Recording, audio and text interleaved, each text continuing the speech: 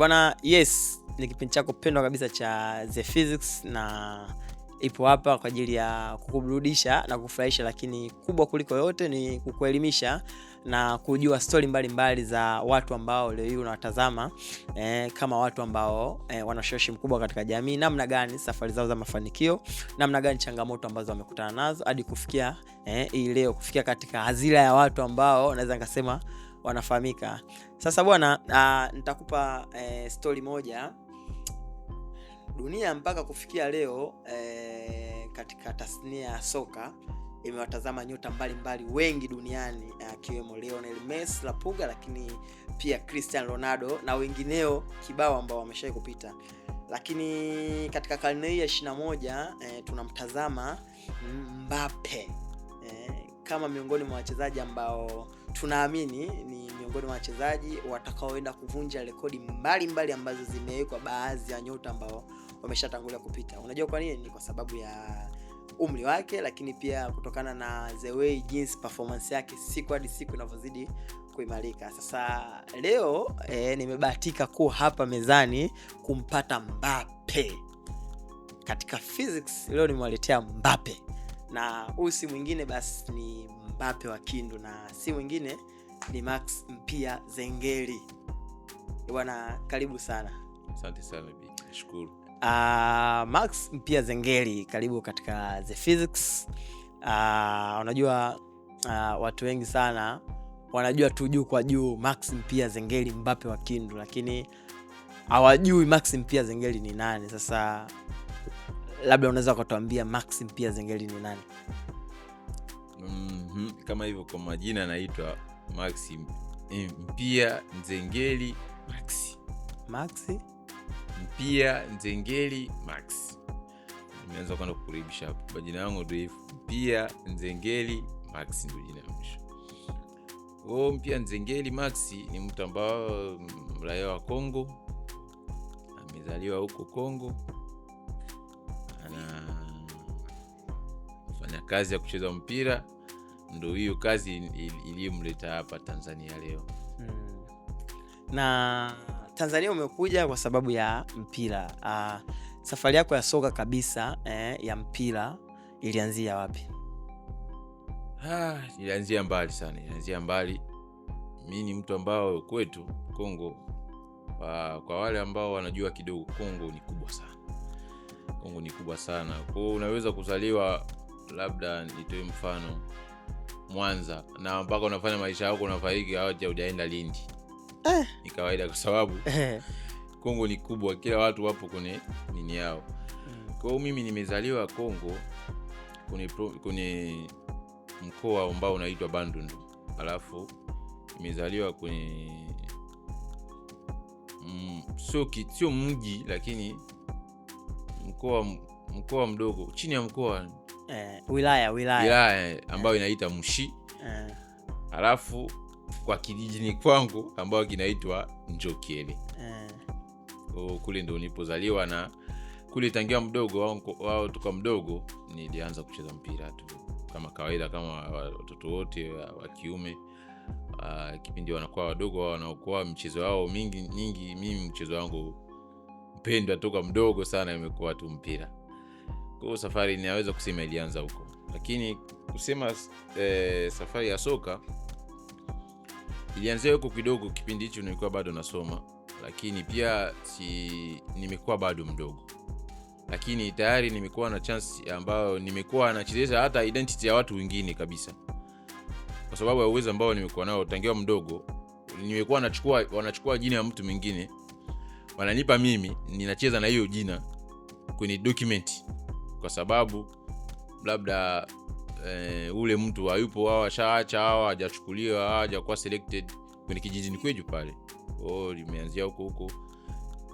Baada ya hapo, baada ya kusoma Kongo, kama sio kama hapa Tanzania. Hapa Tanzania mnaenda form 4, alafu 5 na nini ndio unaenda chuo. Sasa sisi Kongo kuna miaka 6 primary, miaka 6 secondary na nini ndio unapata diploma. Baada hapo ndio unaweza kwenda chuo. Sasa mimi nilipomaliza hiyo miaka 6 secondary na kule inaitwa Humanite, nilipopata diploma yangu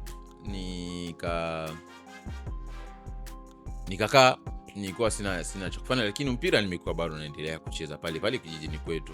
Nimekuwa mmoja wa vijana ambao wana kipaji kubwa pale kijijini kwetu, kwa sababu tumekuwa wawili pale kijijini kwetu. Tumekuwa mimi na rafiki yangu mmoja anaitwa May, muda mrefu sana, na sisi ndio tumekuwa yani katika generation yetu vijana ambao wamekuwa top kijijini hapo.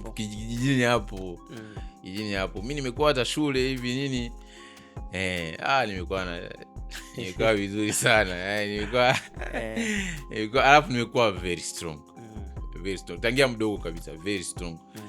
Ila nadhani kwa sababu pia kazi ambayo nimekuwa nafanya, kwa sababu mimi nimekuwa nalima na mzee na mama, familia yangu mimi nimekuliwa kwenye mazingira ya kilimo ya kulima. Alafu nimekuwa naendesha sana baskeli. Velo. Nimekuwa naendesha sana baskeli.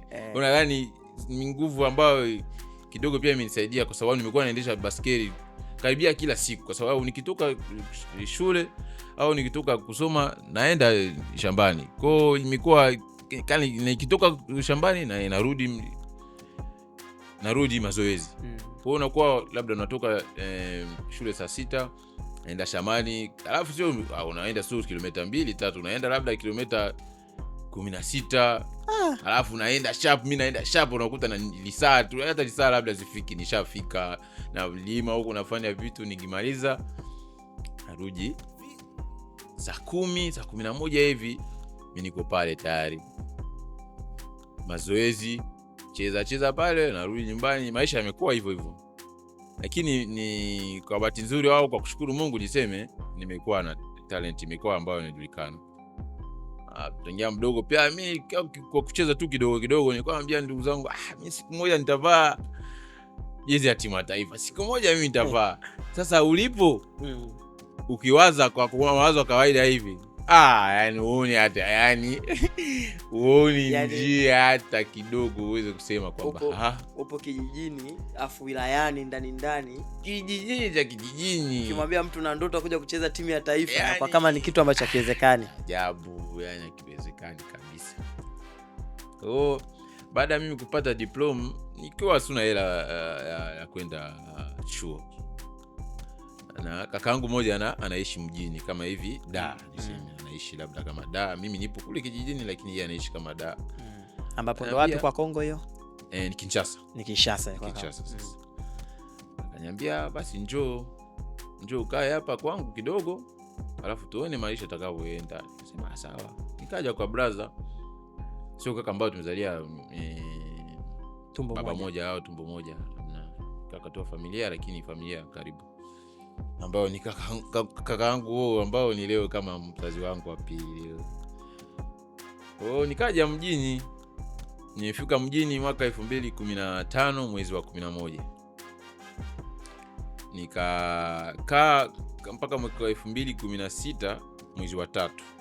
Nikamwambia brother, mimi nacheza mpira, alafu yeye mwenyewe pia amekuwa anajua kwamba nacheza mpira au toko mjini. Nikamwambia basi ninunulie kiatu, nitafuta hata sehemu niende kufanya mazoezi tu. Unajua mjini ni viwanja vipo vinapatikana. Alafu Kongo pia kwa viwanja ambao vipo kwenye ni viwanja tu vya ardhi vya mchanga. Viwanja mingi ni mchanga. Hata ligi za chini nyingi za China tu inacheza pitch za mchanga pale mjini. Nikaanza mazoezi. Bahati nzuri nikaja kukutana na coach mmoja, ni mchezaji pia wa zamani, alicheza Vita Club, alikuwa mchezaji, alikuwa anacheza namba 2, anaitwa Moros. Nikakutana naye, akanichukua kwa upande wake. Yaani nilikuwa tu kama njia fulani nikanichukua kwa upande wake, akaniambia wewe yako talent unayo, yani wewe unapocheza wewe sitaki ucheze ligi ya chini, wewe utacheza moja kwa moja au championship au ligi kuu. Lakini nikakaa pale miaka 2 sina timu. Tayari tushafika mwaka 2017 mwisho huko, sina timu. Timu zinakuja kunitafuta da chini, yeye hataki mimi niende kucheza timu ile ya daraja la chini. Ananiambia wewe koma tu, wewe utacheza moja kwa moja ligi kuu au championship. Lakini pia kwa kipindi hicho nimekuwa naenda kufanya test kwenye timu ambazo zipo ligi kuu au championship pia. Niliwahi kwenda timu moja hivi inaitwa Dibumba, nimechukuliwa mwisho wakanitoa.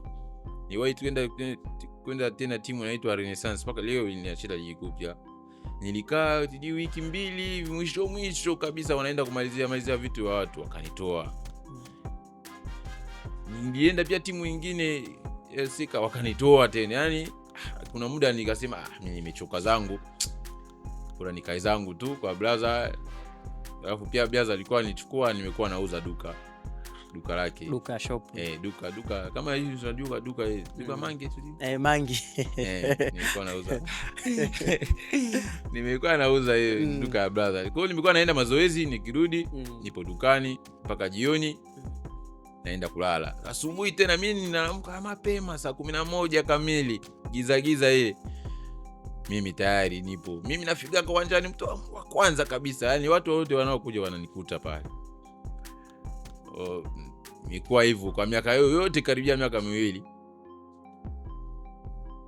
Nilipokuwa sasa nimekuwa nimeanza kuchoka, mimi nimechoka zangu. Sasa mjini pia talent ni nyingi sana. Alafu kama Kongo, yani talent, vipaji ni yani kibao.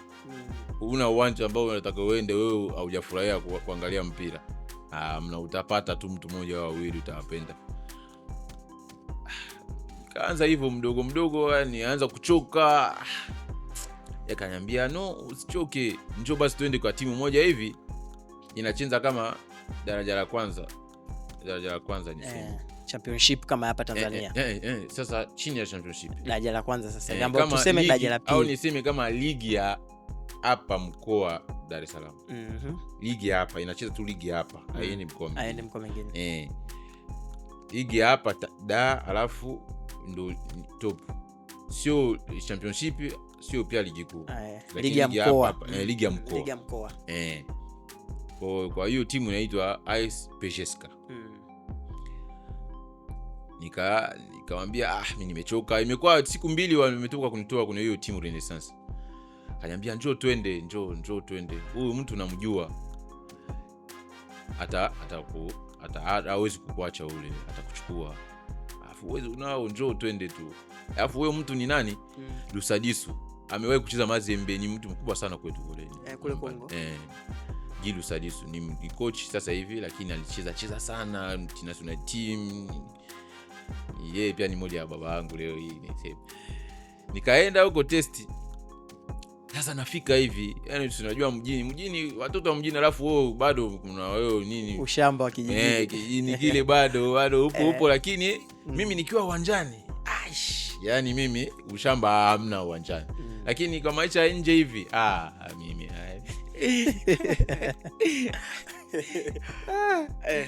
maisha nje lakini kwa maisha uwanjani, mimi nikiwa uwanjani mimi nasahau kila kitu kabisa. Test siku ya kwanza tu nafika pale, yani nakuta wachezaji zaidi ya 150. Yani watu wa around uwanja hivi wote pale wamekuja kufanya test. Timu ishafika tayari inacheza mechi ya 8. Lakini uwanja bado uko full, watu wanafanya test. Huyo coach wangu kaniambia, coach Lusadisu ambao sasa hivi ni coach, kamwambia kuna mdogo wangu mmoja hapa, hebu mcheki muangalie. Nilikuwa naye kule Renaissance lakini mambo hajaenda vizuri, angalie. Nilipoingia tu uwanjani pale, hiyo coach alinichezesha mechi 3 hiyo siku. Yaani kila wanabadilisha watu, kwa sababu si watu wapo wengi, wana rotate ili waangalie kila mtu pale, wanatoa wengine wana add. Yaani kila kirotate watu. Wewe baki. Kirotate yani nimecheza mechi 3. Yaani kama niweze kusema kama dakika 45 mara 3. Yaani coach yule alikubali moja kwa moja, yani akasema mtoto mimi simwachi kabisa, nabaki naye. Baba yangu ule ambaye alinipeleka, ambao nilikuwa naye, kaondoka. Sasa baba yangu ule ilichokifanya kizuri, alinifanyia document kwa timu ambayo ya chini sana, kwa sababu mimi nimetoka kijijini, sina document ambayo inasema kwa mimi ni mchezaji, sina. Yeye alinifanyia document. Sasa tukaja hapo, akaja timu wanasema wananitaka waniuze sasa. Akuuze. Sasa timu hiyo PSG sasa kuninunua. Hiyo mwenye hiyo timu ni General Amesi Kumba Tangufo. Ni mtu ambao sasa hivi ni mdhamini wa Vita. Alikuwa mdhamini wa Vita kwa miaka mingi. Sasa hivi ni bosi wa Manyema Yenyewe. Ndio mwenye Manyema Yenyewe. Ana timu nyingine pia ligi kuu inaitwa Dauphin Noir. Ni bosi, ni mtu mkubwa.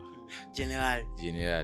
Yaani mtu ambao kwetu yani sijui mtu wa pili kwenye mambo ya serikali.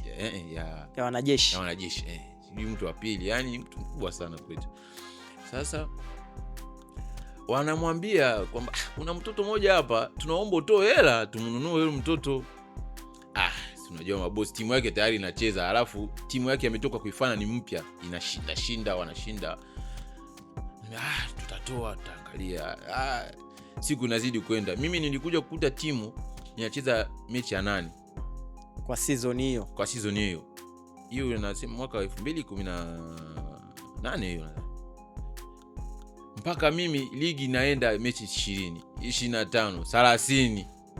Mimi nipo pale kwenye hiyo timu, lakini hawafanyi mambo yangu. Lakini coach pia amekuwa ananiambia tu, wewe waondoki, wewe mimi nakuhitaji, wewe utabaki hapa. Kipindi fulani hivi tukaja kucheza mechi ya urafiki na timu moja tu ilikuja. Kwa sababu mechi ya urafiki wao ikija, kocha anachagua tu baadhi ya wachezaji ambao hawajacheza labda mechi ya ligi, anachukua pia wale wengine ambao kama sisi ambao hatuna document bado official kwenye hiyo timu anatuchezea. Sasa mimi nimekuwa kama hizo mechi mimi ndo nacheza sasa. Sasa mimi sichezi ligi. Ndo mechi zangu sasa. Nimekuwa napiga kazi. Kocha amekuwa ananikubali. Coach Gilu Sadisu ananikubali sana. Tukaje kucheza mechi ya rafiki na timu fulani. Niliingia tu dakika 5 ya mwisho kabisa. Sasa tuko wengi. Yaani kuna hiyo timu tumekuwa tu wengi, hata kama wametoa watu. Hatakuwa chini ya 80. Tumekuwa tu wengi. Yaani hata mechi ya kirafiki ikija, yaani mpaka uchaguliwe ucheze, yaani coach tu njoo cheza. Mimi nimekuwa tumekaa tu kule nyuma kwa mbali kule, coach anapiga Maxi njoo. Dakika 5 tu tumekuwa tunacheza mechi na hiyo timu. President ya hiyo timu alikuwa pale. Mimi nimeingia, yaani sidhani kama nilitouch mpira hata mara 6 kwenye hiyo dakika 5 ambayo niliingia. Nilitouch mpira sijui mara 2 au 3. Huyo president kamwangania coach, mimi huyu mchezaji namtaka. Huyu mchezaji mimi namtaka, namchukua kwa timu yangu na anaenda kwa timu yangu, ataenda kucheza. Hapa nyewe mnampitisha muda. Coach ashamwajisia ule president wa hiyo timu kwamba mchezaji yuko hapa muda fulani mpaka leo hii. Pale ligi ishafika sijui mechi 33 hivi. Kwa sababu kwenye ligi kipindi hili limekuwa timu 20. Ligi ambayo inacheza daraja limekuwa timu 20. Kwa imekuwa mechi 38 kwa kwenda kwa msimu mmoja. Huyu president kangangania. Mimi nilitouch mpira, yani sikutouch mpira hata mara 5. Haikufika. Ule president kangangania, mimi namchukua huyu mdogo. Aenda naye. Kocha alikuwa ana namna, kampigia sasa ule baba wangu alafu ambao ananiletea yule wa Kinshasa alofika mara ya kwanza. Ule ambao nilifika ambao nimetrain naye kwa miaka 2. Nilikuwa sina timu. Nilikuwa naye kwa kipindi kile. Kampigia, kuna president mmoja hapa, hiyo timu inaitwa Voseni. President mmoja hapa amempenda Maxi, wewe unaonaje? Unaweza kumuuza kwa huyo president? Sasa bosi wangu huyu sana anapenda anataka hela. Alafu kaja kukubali. Kafanya appointment na hiyo president, wakaonana pale, kufanya kila kitu, wamekubaliana kama milioni 1 kama 400,000 hivi. Ni 1 kama 400,000. Wamekubaliana na huyo president ili yeye aniuze mimi kwa huyo president. President yule akakubali kaja kumpa kama 700,000 niseme. Lakini imekuwa kwa dola, niseme kama dola 700. Kampa dola 700. Sasa ule coach sasa mimi inabidi anipe 10%. Kaja kunipa mimi kama niseme kama 70,000 au niseme kama $70, niseme ndo sasa pale hela kwanza shika hela za mpira sasa. Mshika hela za mpira kwa mara ya kwanza, nilifurahi, ni hela kwa brother, nikamwambia kaenda nyumbani tu chukua sabuni nini. Si mimi nipo mjini, ndugu zangu wapo kule kijijini, baba mama wote wapo, ikabidi watumie. Tumia mimi nilipata fulani hivi kwenye mambo ya mpira. Sawa. Mimi nipo mjini tu na naendelea tunauza duka huko, naenda mazoezi nafanya hivyo. Baada ya hapo sasa, kwa bahati nzuri tena tukaenda kucheza mechi na Manyema Inyo hii ambayo Manyema Inyo ambayo hii tunaenda kucheza mechi nao ya kirafiki. Kochi kanichagulia kwa watu ambao wanaenda kucheza mechi na Manyema Inyo. Sisi tupo bado kwenye hiyo, yani imekuwa hiyo wiki sisi tuko pale tukaenda kucheza mechi na Manyema Inyo. Kocha amenianzisha. Si nilijua mwenye timu yuko pale, alafu anamwambiaga mambo yangu ambaye ndo generali. Anajua tu tutafanya. Timu yake iko vizuri, inashinda mwaka wao wa kwanza. Wako nafasi juu ya 5, juu ya 6. Nikapiga bonge la kazi usiku. Imekuwa mechi ya usiku. Yaani kwa mara ya kwanza pia nimecheza mechi ya saa 1 usiku. Kongo hiyo. Kongo hiyo pale uwanja mkubwa pale Marti. Nimepiga kazi, yani nimecheza, kwa hivyo yani nimejituma. Sema leo jamaa leo lazima nione. Pale. Yani nimecheza kipindi cha kwanza, kipindi cha pili narudi hivi kama dakika 70 hivi. Coach kaniambia njoo pumzike, mwingine ndio waingize mtu mwingine. Ingiza mtu mwingine. Mimi kutoka tu pale, yeye mwenyewe sasa ananiita. Boss general. Max. Njoo. Sasa Sky, unakaa wewe hapa, yeye anakaa mbaya. Wewe unakaa kule kama meta, anakuwa na bodyguard wake. Ni mtu mkuu wapi? Wewe unakaa sasa mimi nasogea tu. Stop kwanza pale. Nishatoka uwanjani, ushamba bado upo. Majacho nini? Unataka kumsogelee boss. Stop pale. Unaitwa nani? Naitwa Maxi.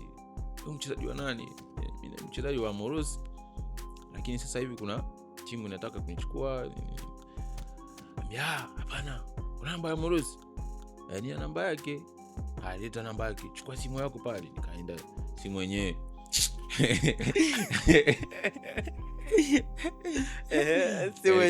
Simu yako pale. Kutakio kimevunjika. Simu yenyewe acha. Nikachukua simu pale, nikatoa namba. Yeye mwenyewe kachukua namba pale kaweka. Kampigia moja kwa moja. Yaani imekuwa tu kama boss, kumbe yeye hakuwa mbali na pale uwanjani. Uko wapi? Mimi jera, uko wapi? Niko hapa. Njoo hapa uwanjani. Usiku huo pale mechi bado inachezwa. Akaja pale. Wewe mchezaji yule, una mchezaji hapa. Boss sasa kaenda kama kumchukuza. Alikuwa boss wake zamani. Alikuwa tu muda hawajaona. Wewe una mchezaji alafu uniambii. Waishawahi kukwambia mara kwa mara wewe sasa umekuwa ulikuwa na mambo mengi. Labda unasema tu tutafanya. Mimi sasa nachukua huo mchezaji. Wewe hela ulichukua hela za mtu? Mimi nilichukua hela za mtu tayari. Sasa chukua kwanza hela za mtu, mrudishe hela zake. Alafu kachukua document wa huyo mtoto. Rudisha huku. Tutafanyaje sasa? Mimi nishatoa document nini. Nashakuuza kwa mtu mwingine kule. Akampa hela pale usiku. Akampa hela, akamwambia nenda wewe mwenyewe asiliana nao, utakao solution mimi sijui. Lakini chukua hela, akampa pata solution, arudi kesho anaingia Central Medical vipimo. Kesho anaingia vipimo, mechi ya wiki ijayo lazima acheze. Pale sasa ligi imefika mechi ya 34 inaenda 35. Inaelekea mwishoni kuisha. Ligi inaenda kuisha. Imagine mimi nimefika kwenye ligi, kwenye hiyo timu mechi amecheza mechi ya 8 mpaka muda. Kwa nimekaa kama season nzima kwa pale. Baada ya hapo akampa hela, ameenda na hela, akaenda kutafuta solution huko, akapata solution. Kama nirudisha huko mimi nikaenda kufanya vipimo kesho yake mechi ijao. Sasa coach si ananijua, alafu coach yani amekuwa tayari ananikubali kwa sababu yeye ndo alinichukuaga. Go amekuwa na mashaka kabisa na mimi. Mimi nimekuwa tu nimetoka tu huko hata sichezagi, sipo hata kwenye mambo ya timu kinyini sana, lakini mechi inayofuata tu moja kwa moja, mechi ya saa 6 nimo naanza mechi. Mechi sasa ya kwanza, yani toka nilipokuja mjini mwaka 2015 na yakuja sasa kucheza mechi official ya kwanza. Mwaka 2018 mwanzoni hivi. Ligi inaenda kuisha. Ligi inaenda kuisha. Mechi ya saa 6 hiyo. Nikapiga kazi. Cheza mechi, nicheza vizuri, nitoa assist. Tulishinda hiyo mechi. Mechi ya saa 7. Kacheza tena. Bubi kaja kutokea mambo pale, ligi ka stop. Akutukucheza mechi hiyo ya mwisho. Ligi ka stop pale. Mwaka huu kaisha. Kaenda mapumziko. Mwaka ujao tayari sinipo kwenye timu. Nikaja sasa ndo mpya sasa, hapo ndo tuanze sasa season wote. Kaanza sasa season. Msimu huo imekuwa yani kama kila mechi boss kule anapelekwa tu nini mchezaji. Taarifa inaenda kila mechi. Wewe mchezaji inabidi umpandishe. Yani watu wa pale pembeni tu wanamfikishia maneno yale. Alafu mimi sina mtu wa kunipambania. Nani atanipambania? Sijui mtu. Nimekuja mjini, kaka yangu yenyewe hayupo kwenye industry ya mambo ya mpira. Bosi wangu si ashaniuza tayari. Kwa hiyo nimekuwa tu kuwasiliana na yule, mimi naye hata paka leo tunasiliana kama baba tu na mtoto basi. Lakini yule ya kufuatilia nini kwa imepungua nini, nimekuwa napambana tu mimi mwenyewe. Pale kila mechi. Pale nacheza ligi, naenda kuuza dukani nyumbani. Bado unauza duka pia? Bado nauza. Mwaka ule sasa tukaja kucheza ligi mwaka mzima. Sasa nimecheza sasa mwaka full. Kwa huyo mwaka mechi zilicheza saa 8 hiyo. Mimi nilicheza kama mechi saa 7. Mechi moja kocha alinipumzisha. Alafu kuna mechi nyingine pia kwenye politics ya mpira, mambo ni mengi siwezi kunini. Lakini kuna mechi moja pale pia niambia wewe utaingia. Niliingia. Lakini hizo zote ambazo zilibaki nilikuwa naanza kila mechi. Nicheza hivyo msimu ule. Msimu ikaisha, boss kapeleka taarifa. Sasa coach wangu ule ambao alinichukuaga hapa PSK alipandishwa Manyema Inyo kama coach msaidizi. Kwenye katikati ya msimu ambao tulianza, ambao mimi nilicheza msimu full. Alipandishwa Manyema Inyo. Ikaja sasa kunichukua, wanatafuti kujua mimi na kuna mchezaji mmoja pia alitoka AS Vita Club, kwa sababu kipindi ile ilikuwa mtu asipo perform Vita wanamchukua Manyema Inyo hivyo. Yani mtu akiwa AC Vita kama performance yake imeshuka, kama vile anapelekwa kwa mkopo hiyo timu, anapeleka mkopo Manyema Inyo, ambao sasa labda ameperform sana Manyema Inyo, anaenda tunaona mfano mmoja tu. Twisila alicheza Manyema Inyo, baada ya kuperform ndo akaenda Vita. Imekuwa hivyo mfano mimi nikaja sasa inabidi wachague kati ya mimi na ule mchezaji ambao alitoka Vita Club. Sasa msimu pale tulitoka kumaliza, mimi nilitoka daraja hiyo ya chini, nikaja baada kama wiki moja kumaliza ligi hivi, ule coach kanipigia, uko wapi? Nipo nyumbani. Unafanya? Nipo tu naendelea tu na msha yangu kuuza duka na kuchinja ng'ombe na brother. Tulikuwa tunachinja ng'ombe tunauza kwenye makilo hivi na brother. Baada muda mwingine akaniambia Jumatano, imekuwa Jumapili jioni, Jumatano njoo uwanja fulani kuna mazoezi hapa, bosi watakuepo, kuna machaguo ili wachague kati ya wewe na mchezaji mwingine. Sasa yeye mwenyewe amedecide kwamba yeye mwenyewe hataka kuona au yeye mwenyewe aone. Ukaenda mimi nilijua hiyo opportunity hiyo. Opportunity hiyo Manyema. Wewe sio champion, umetoka kucheza championship, umetoka kucheza chini ya championship. Ligi ya mkoa. Alafu unahitajika timu ya ligi kuu. Alafu unahitajika timu ya ligi kuu ambayo inajiandaa kucheza mashindano ya CAF. Miga hapa ni nimekuwa pia sina mazoezi lakini kwa kuwa nimetoka pia kumaliza ligi nicheza msimu mzima nipo full kwa hiyo nimekuwa vizuri. Alafu pia nimekuwa sina tabia mbaya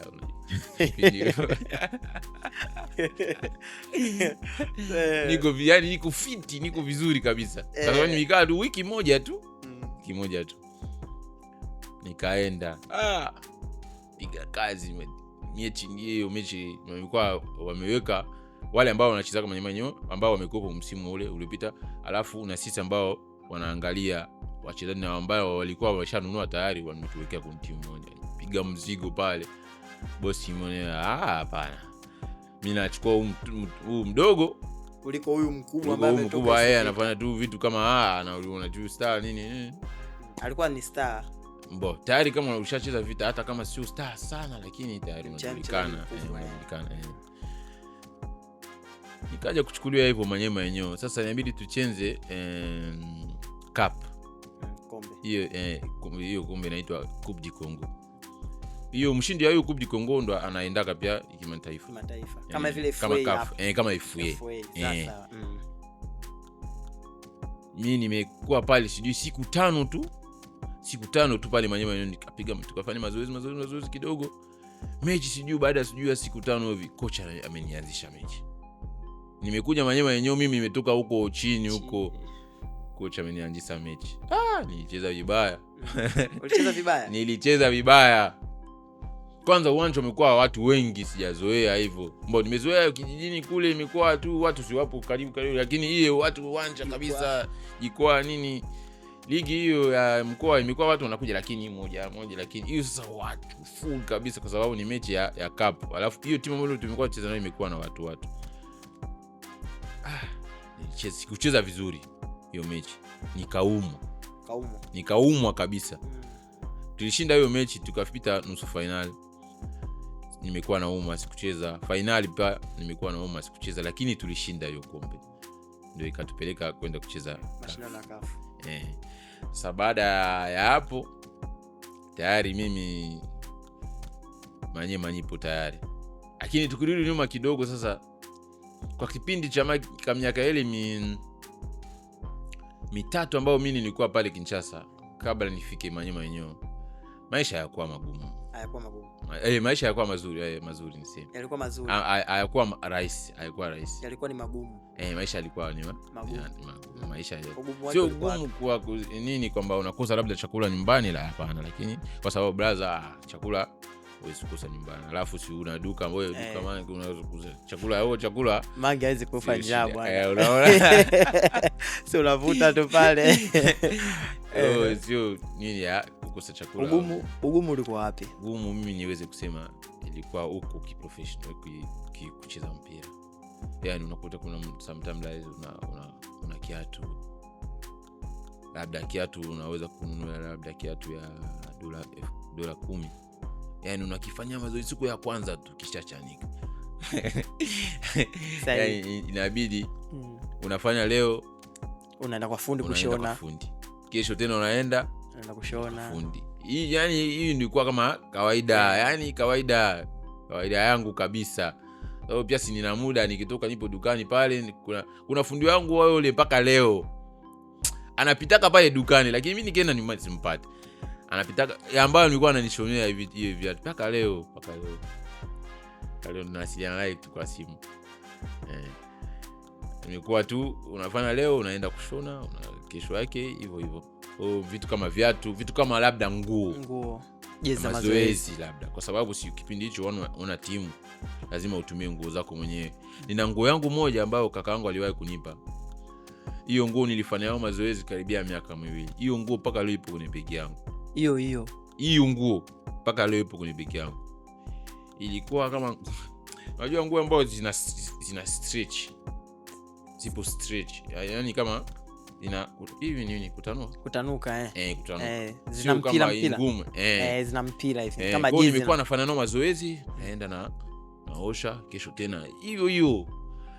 Una nguo nyingi sasa, wewe unapata wapi hela za kununua nguo? Yani unaweza kubadilisha? Hamna. Alafu una timu kama hivi, labda timu inaweza kutoa jezi, hamna.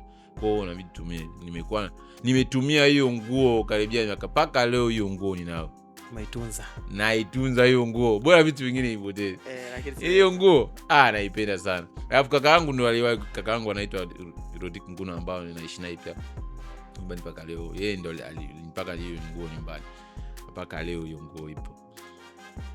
Kwa kusema maisha yangu ufupi kwenye mpira mpaka nilipofika Manyema, ni kwanza kutoka kijijini ambao ulitoka mbali sana. Yaani mbali sana. Yaani una hata uwezo unasema mimi nimewaza hapa mimi nitacheza hivi nini. Unafika mjini unakutana na watoto wa mjini tayari wao mandi yao tayari ishakuwa kubwa. Wewe sasa unakuja kijijini mshamba nini. Yaani mpaka mimi nimetoboa mara nyingi nasema ni neema ya Mungu tu, kwa sababu yaani kuna muda nikikaga na sioni hata namna ambayo mimi labda naweza kuwa mchezaji leo. Nimefika pia Yanga leo. Kwa baada ya kufika Manyema kiza msimu wa kwanza, ya pili, ya tatu, wa nne ndo nikaja huko Manyema. Mimi sina nini ndefu sana, sijacheza timu nyingi sana. Kwa hiyo kutokea kijijini nimekuja mjini nimekuwa sina timu. Nimekaa ile miaka 3. Nimekaenda Manyema nikaenda PGSK mwaka mmoja na hizo mechi mbili ambazo nilicheza mechi mbili tu. Alafu nikaenda Manyema yenyewe mwaka 2019 ambayo nilicheza mpaka mwaka 2013 ndo nikaja Yanga. 2023 ndo nikaja Yanga sasa. Maisha rasmi sasa ndani ya Dar es Salaam, ndani ya Tanzania akaanzia hapo. Maisha rasmi sasa, mimi sasa hii Mtanzania ndugu yenu. Tuko pamoja. Sawa, wakati upo Kongo, Yanga Afrika au Tanzania kwa ujumla, ulikuwa unaisikia katika engo ipi? Yaani wewe sasa huko Manyema Union, Yanga Afrika huko Tanzania ulikuwa unaisikia kwenye ukubwa gani? Kwa kipindi ambacho mimi nimekaribia tayari kufika ligi kuu, kuna wachezaji ambao walikuwa hapo halafu wamekuwa wanafanya vizuri. Ile Bangala, Moroko. Wao kutoka Vita kuja hapa imekuwa kitu kizuri sana, kwa sababu ilipeleka kama attention fulani, ujumbe kama attention Mtonombe imekuwa kama imepeleka attention. Wachezaji wametoka Vita alafu wameenda kwa wengi moja hivi, wamekuwa pia wana perform wanafanya vizuri. Kwa hiyo na sisi tumekuwa kidogo hata kama ufuatilii sana, lakini hiyo kidogo unafuatilia. Alafu pia unaona timu inaenda kimataifa, wanafanya vizuri, wanashinda. Kwa influence ya kwa kipindi changu hiki au kwa kizazi hiki cha kwetu, kipindi hiki Yanga ilipelekwa, au niseme hata Yanga hata Simba pia ilipelekwa nini sana, kulingana na kwa sababu wachezaji ambao walitoka kule wamekuja kucheza hapa, ndio ikapeleka kama ujumbe na kama supporters. Yani imepelekwa kama influence fulani hivi pelekea watu sasa kuitambua, kuona sasa kuwa attention na ligi ya Tanzania, kwa sababu kizazi hichi chetu zamani sijui, lakini watu sasa wameanza kidogo kufuatilia, na watu ambao pia wanacheza hiyo nini ya winner ambao wana bet, wanajua watu wa kubeti hao wanajua wakawa wanafuatilia ligi ya Tanzania, wanafuatilia. Na sasa hivi ligi kidogo kuliko miaka kama niweze kusema mwaka labda 2021, na sasa hivi watu wengi wanafuatilia kuliko miaka ya nyuma.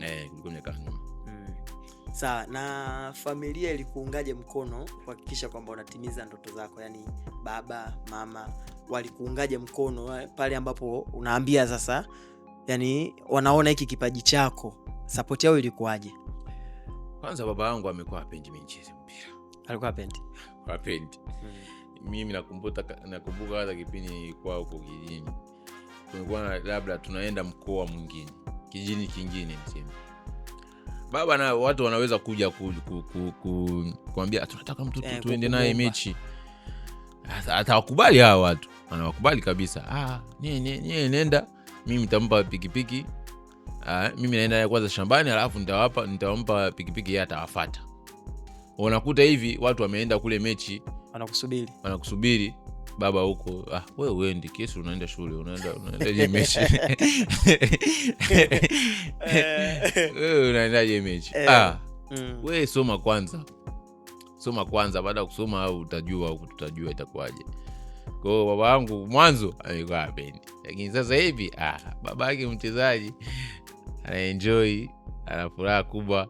Lakini pia kipindi nilipoanza pia mwanzo pale ndo wakaanza pia kupata nao hiyo idea clear kwamba kumbe mtoto pia anaweza kufanikiwa hata kufanikiwa kwenye hiyo njia. Lakini kwa kuwa pia tumekuwa mbali, wao wamekuwa kijijini, mimi nimekuwa huko mjini. Nakumbuka hata kipindi mimi niliwahi kufanya miaka 7 na baba yangu hatujaonana hivi.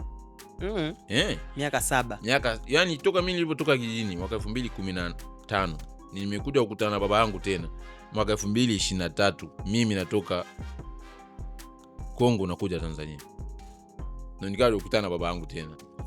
Amekuwa haji mjini. Lakini mama yangu ndo amekuwa anakuja labda mjini pia, sio kama unaenda kila mara kwa mara. Uko mbali kwanza, hiyo safari mpaka uijiandae, mpaka uende urudi, inachukua labda hivi kuenda unachukua siku 2-3 kwenye njia ya maji. Sio boti kama boti nzuri. Kuna boti ambayo inatengenezwa na mbao, yanaweka tu nini nyuma. Hiyo ndio tunatumia sana kwetu. Kwa support yao ilianza pia kuja walipoona kidogo hiyo mtoto pia anaweza kufanikiwa. Baba yangu, mama yangu ni watu ambao wananisupport sana mpaka leo. Tunao pamoja sasa hivi. Wao pia wana WhatsApp huko kijijini. Mama na WhatsApp kijijini, baba na WhatsApp kijijini. Unaona maisha yanaendelea. Sawa. Taarifa unapokea sasa, taarifa ya kuhitajika na Yanga kuja Tanzania kwa mara yako ya kwanza. Hiyo taarifa ulipokea ukiwa wapi, na maandalizi yako mpaka safari kuja kufikia Dar es Salaam sasa unatua pale airport yalikuwaje? Ilikuwa ni kama predictable kwamba mimi imekuwa kama predictable kwamba muda umefika sasa nitoke Manyema. Unaona? Kwa sababu nimekuwa kwa miaka hiyo yote minne nilikuwa nimefanya msimu mzuri. Timu zimekuwa zinakuja zinahitajika, lakini boss bado alikuwa anataka tu nibaki. Imekuwa predictable kwamba muda umefika mimi niondoke sasa. Tukaongea na boss, offers zilizokuja tuliangalia. Simba ndio walituma kwanza offer ya kwanza.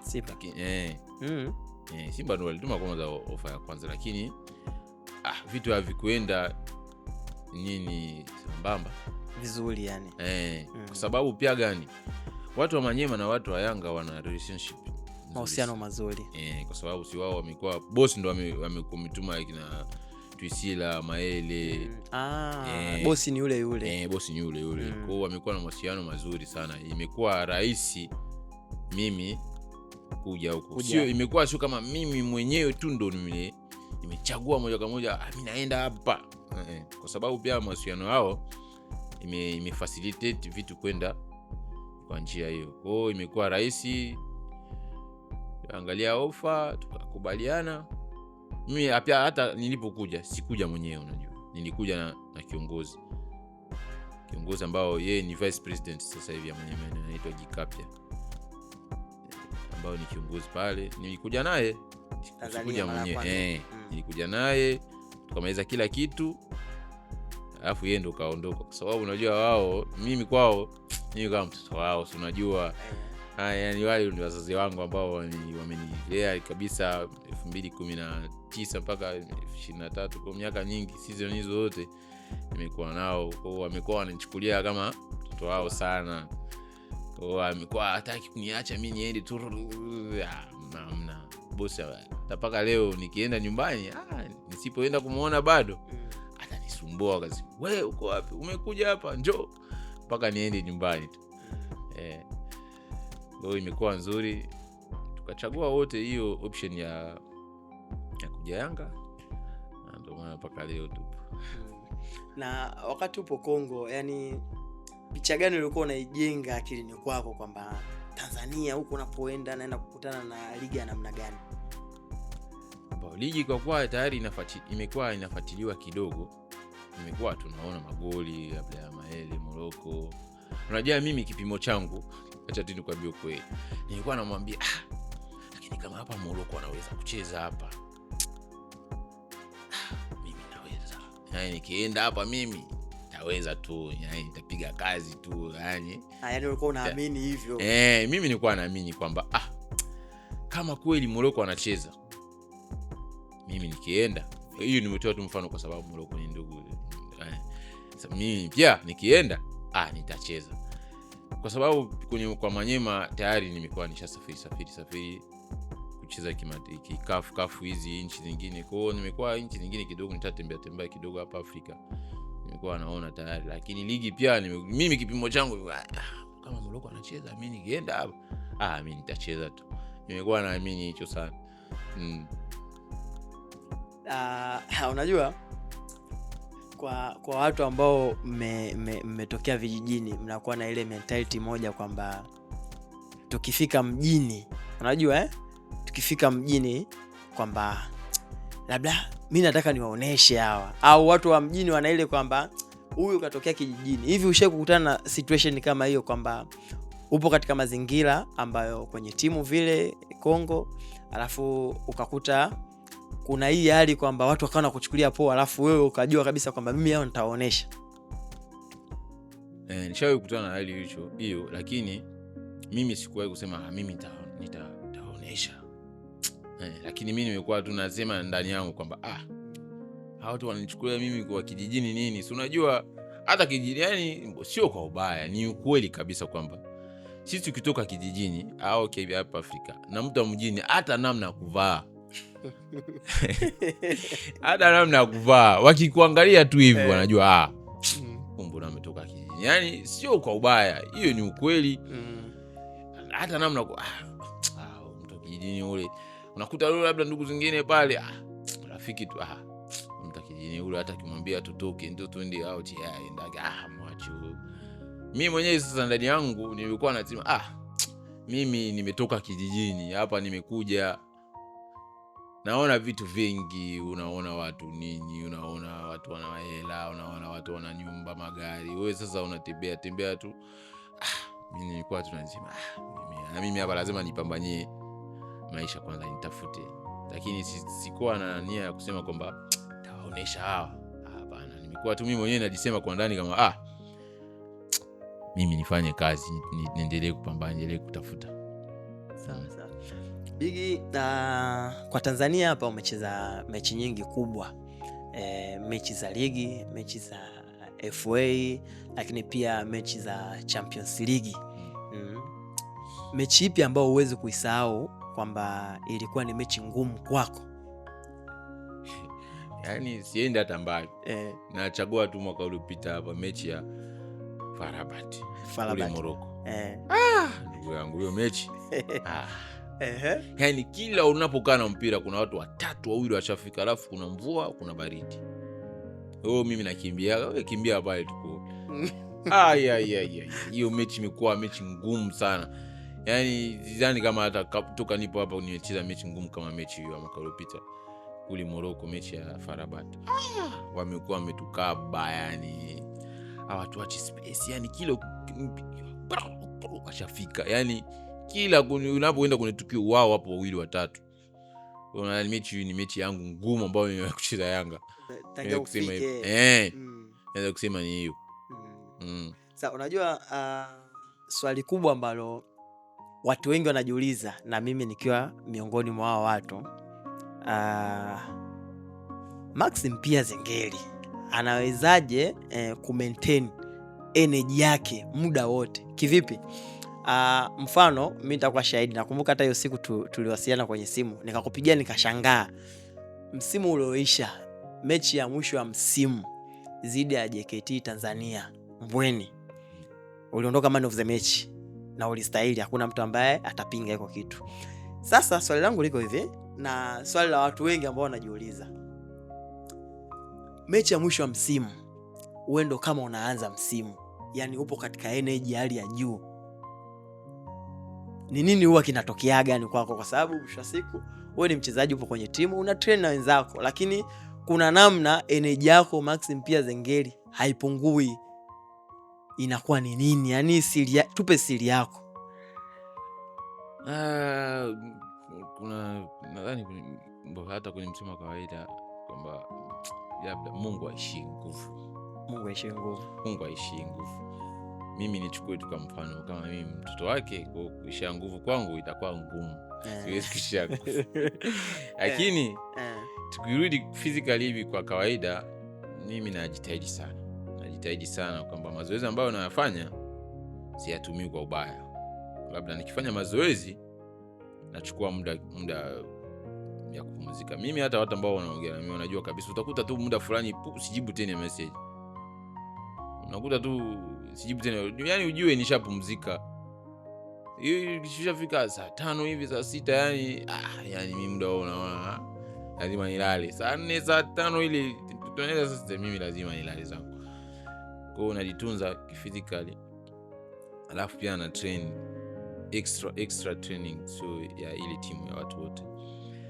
Mimi naamini sana kwamba extra training ndio ile ambayo inakupa wewe energy zaidi kuliko labda wengine. Sijasema kwamba wewe wengine hawafanyi, lakini unaweza kuwa unafanya, lakini unatunzaje yale mazoezi unayofanya, au kitu gani unaofanya ili mazoezi yaendelee kukaa kwenye mwili wako. Ndio vitu kama hiyo. Recovery yako lazima iwe nzuri, alafu sio kitu ambacho unafanya mara moja alafu naacha. Iwe kitu ambacho ndio maisha yako. Yani mimi kila nikiamka asubuhi lazima nipige 10 push up yangu, nifanye core kidogo, ndio mimi nitajisikia vizuri. Nisipofanya naona kama kitu bado sijafanya hivi. Unaona? Kwa hiyo ni kitu ambacho muendeleo ndio maisha ambayo naishi kila siku. Kwenda kwa energy yangu, naweza kusema kama neema ya Mungu pia sio neema ya Mungu pia, neema ya Mungu ndio inanisaidia sana kuliko hata yale ambayo mimi nafanya physically. Lakini ukitoa neema ya Mungu hiyo ambayo ni spiritual, alafu ambayo mimi na wewe tuoni physically, lazima wewe kama mchezaji au wewe kama mtu tu wa kawaida kwenye eneo yote, discipline ni kitu ambacho akipingwi. Akikataliwi. Hii party lazima ionyeshe kwenye video. Akipingwi. Akipingwi. Yani discipline ni kitu ambacho akipingwi. Ukiwa na discipline, ukiwa hivi umenyooka kwenye kazi yako, matokeo yataonekana tu. Unajua sijui nilikaja hili, lakini kuna vitu ambavyo watu wengi huku nje, hasa kwa vijana, wanakutazama. Unajua sasa hivi Maxim pia kama kioo cha jamii. Nikisema kioo cha jamii unanielewa? Naelewa. Kioo cha jamii, kwamba mtu wa mfano. Ni vitu gani ambavyo unaweza kumwambia kijana ambaye anatamani kufikia leo hii Maxim pia Zengeli amefikia, ndo anaanza sasa safari yake ya soka? Mimi nitamwambia amini, asikate tamaa. Unaona kama historia yangu hivi, mimi nimetoka kijijini ndugu yangu. Sio kijijini ile unatoka unaweka hivi unachukua basi masaa 5 ushafika mjini. Hapana, mimi nimetoka kijijini ambacho unakaa masiku 2-3 mpaka ufike mjini kwa njia ya maji. Sio maji maji kabisa ya nyuma, unafanya siku 2-3. Kwa amini wewe kijana ambao unaona kabisa mimi hapa naweza kufanya chochote na maisha yangu, hata kama iwe sio mpira. Amini kwamba unaweza, amini kwamba Mungu anaweza kukusaidia wewe, sababu neema ipo kwa neema sio mpaka wewe ndo unafaa. Neema sio kama wewe mimi nafaa kupata neema ya Mungu, hamna. Neema ya Mungu ni wewe mwenyewe tu anaitoa. Neema yenyewe ni upendeleo. Sasa ni upendeleo, kama ni upendeleo, wewe jiamini kwamba mimi pia naenda kupendelewa na Mungu. Wewe amini katika kile ambacho unachofanya. Amini katika mpira ambao wewe unaocheza. Amini kwamba mimi naweza kufika sehemu fulani. Amini kwamba mimi naweza kusaidia nchi yangu, naweza kusaidia timu 2-3 kwenye maisha yangu. Amini kwamba Mungu yupo na kila kitu kitaenda sawa. Watu waamini, naomba vijana wengi tuamini na tu serious. Sawa. Uwanjani huko huaga tunakutanaga na matukio mengi sana tunapokuwa uwanjani katika mchezo wetu wa mpira, katika kazi yetu. Ni tukio gani ambalo huwezi kulisahau ukiwa uwanjani lilikukuta? Mimi mwenyewe wewe mwenyewe tukio yani ulikutana nalo. Kwanza sina tukio mbaya. Tukio mazuri tu. Maxi Day ni tukio ambayo siwezi kuisahau. Ni tukio nzuri sana kwangu, kwa memory yangu hapa nchini. Ni tukio nzuri sana, siwezi kuisahau. Na kwa nini? Sababu kwanza nimepata priority ya kuwa mchezaji wa kwanza ambao alifanyiwa day. Alafu siku yenyewe ilikuwa nzuri sana. Nilifunga mabao 2, nitoa assist, nimekuwa na mechi nzuri sana. Siwezi kusahau hiyo siku, ni nzuri sana kwangu. Tukio nzuri sana kwangu. Alafu siku nyingine niliwapiga goli 2 kule, alafu nikatoa na penalty. Nini kule ndo nini? Wewe utaelewa bwana. Unanitafutia matatizo, mimi mchezaji wa nchi. Mimi nilikuwa sijaelewa mwanzo. Sasa ulipoongea kwa kodi ndo nikajikuta na mimi nimekumbuka, nimecheka kwamba yani umekuwa Mswahili kiasi kwamba umeanza kujua hizi kodi. Safi, lakini unanizidishia. Nimepiga goli 2 na kutoa penalty. Tukio nzuri sana, unaona. Kwenye mechi kama hizo, ukiwa na mechi nzuri sana, ni kitu ambacho hata ikiwa miaka imepita kukisahau ni ngumu sana. Bigi, nitakwambia kitu. Wewe umekuwa Mswahili sana siku hizi. Kweli nakwambia umekuwa Mswahili. Mimi nilikufundisha tu Kiswahili. Lakini huu Swahili huu sijajua, yani sijauelewa umetoa wapi. Ni kawaida tu. Labda nimekuwa tu sijui lugha, ndio maana vitu vingine nimekuwa sifanyi. Sawa. Ni kitu gani Bigi ambacho katika nchi yetu ya Tanzania, kwa sababu na mimi naamini sasa hivi ushakuwa Tanzania, katika nchi yetu hii katika nchi yetu hii ya Tanzania, yani kinakushangaza, yani ni tabia gani ambayo labda ilikuwa Kongo, umekuja huku umekuta vice versa, ni ipo tofauti?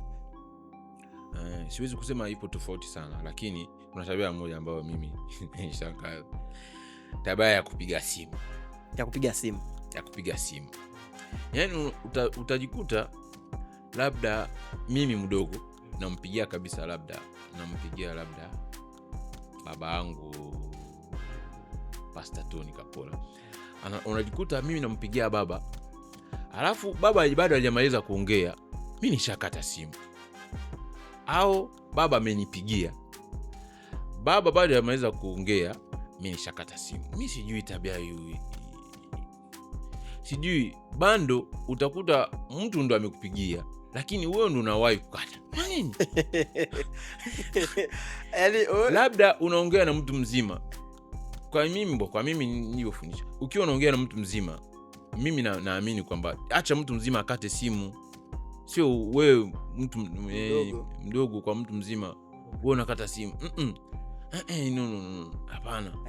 Haitaki mimi haitakiwi. Yaani mimi nikipigia mtu mpaka yeye akate simu, mimi siwezi kukata. Hata kama ni simu yake alipiga au mimi nimepiga, mpaka yeye akate, kwa sababu huyu ni mtu mzima, mimi namheshimu.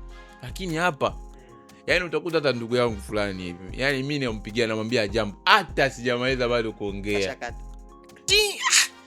Bando ya kwangu. Kwani wewe hiyo tabia inakushangaza sana. Sasa mimi natamani kujua yapi malengo yako kwa miaka 5 ijayo, Mungu akitupa neema ya uzima, unajiona wapi katika miaka 5 ijayo? Kwenda kucheza ligi ambayo ni kubwa zaidi.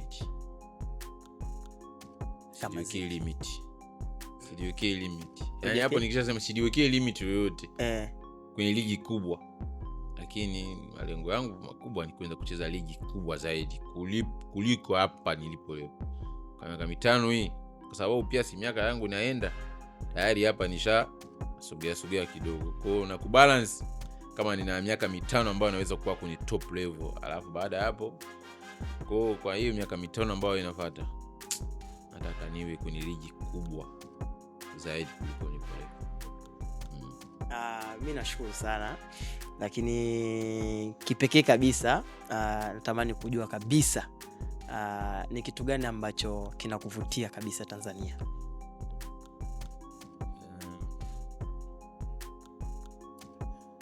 Niweze kusema watu. Ukichukua watu siwezi kuenda particularly kwa sababu kila mtu ana uzuri wake na ubaya, lakini watu in general Tanzania mpo Akea ni unapokea mnakaribisha watu vizuri. Mnakaribisha watu vizuri. Mnakaribisha watu vizuri. So mimi nawashukuru sana kwa karimu yenu. So tukanipo kuna hii nchi iko vizuri na nimepokelewa vizuri tangia mwanzo na mpaka leo hii. Naendelea pia na kazi yangu. Mimi nashukuru sana kwa kunipokelewa kwa uzuri na nashukuru Tanzania nzima kwa kunipokea kwa uzuri na waendelee kuwa wale ambao mlipo. Hata kama sio mimi hata wengine pia wakija apokelewe kwa uzuri kama mimi, itakuwa kitu kizuri sana. Ni kitu ambacho kinavutia kwangu, moja ya vitu ambavyo vinanivutia. Unatamani kuacha alama gani hapa Tanzania hata siku ukiondoka watu wakukumbuke? Nyumba. Nyumba vipi yani? Alama yangu nimeacha kwenye maisha personally. Nataka siku moja hata kama nikiondoka kwenye nchi niache nyumba. Kwamba pale kwa Max Zengeli. Niache nyumba. Jai kufikiria kuacha familia hapa? Chochote kinawezekana, lakini kwa sasa hivi bado kwa sababu nipo njia ya kuendelea. Lakini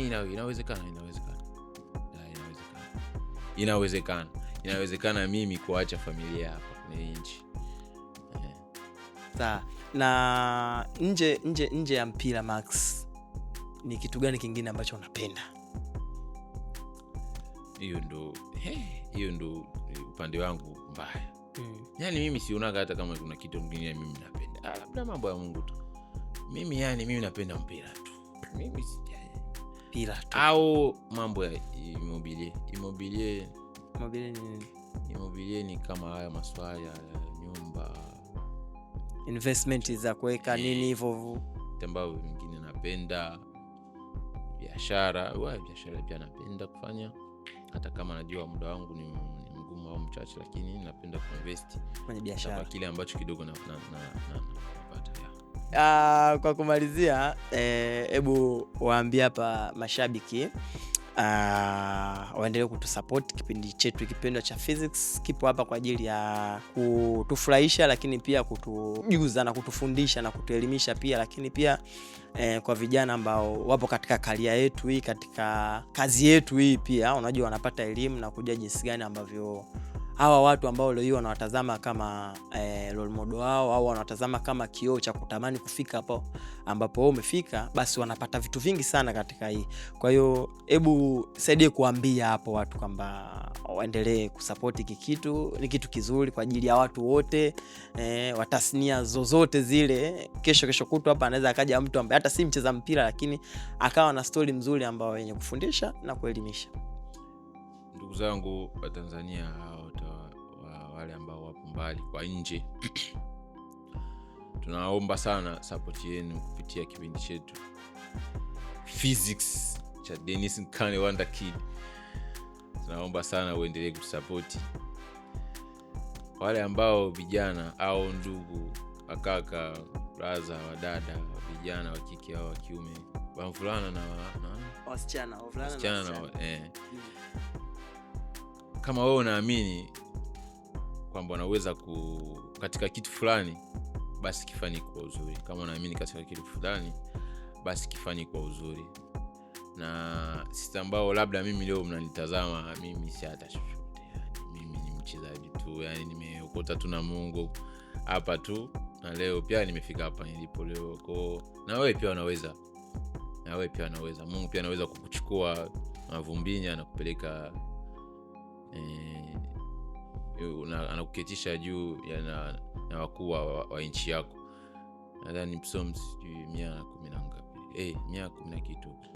Kwa unaweza na inawezekana, chochote kinawezekana. Wewe amini, fanya vizuri na uendelee kutusupport na kutufuatilia sisi wana physics. Tunawapenda sana na tunawashukuru sana kwa pamoja na sisi. Nianze kwa kukushukuru kwa kuwa hapa katika kipindi chetu pendwa kabisa cha The Physics, lakini pia nimshukuru mtazamaji ambaye umekaa hapo kutazama mwanzo mpaka mwisho katika kipindi kipendwa kabisa cha The Physics. Kikubwa unachotakiwa kufanya hapo ni kusubscribe katika channel yangu hii ya YouTube, lakini pia kushare linki na kucomment pia, ili uweze pia kuwa miongoni mwa watu watazamaji wa mwanzoni kadri episode zinavyozidi kwenda. Lakini jambo la msingi la kuhakikishia ni kwamba mwisho wa kipindi hiki basi ndo mwanzo wa kipindi kinachokuja. Kwa hiyo yote kwa yote niseme asante sana. Nashukuru. Asante sana Tanzania, tuko pamoja. Mimi nawashukuru sana ndugu zangu. Mimi mwenyewe ni mmoja wenu sasa hivi.